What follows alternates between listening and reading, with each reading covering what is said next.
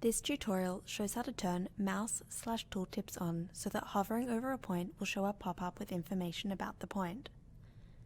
To be able to show a specific metadata value for an individual point within a plot, users must first set their desired variables in the Samples/Cell Metadata panel in the Plot View Options window. Then use the right-click menu to select Set Tooltips.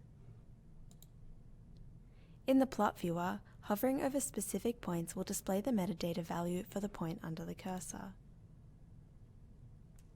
Users can opt to set multiple metadata in the Samples/Cell Metadata panel, and then by selecting Set Tooltips, they can view multiple metadata values when hovering over plot points with their cursor.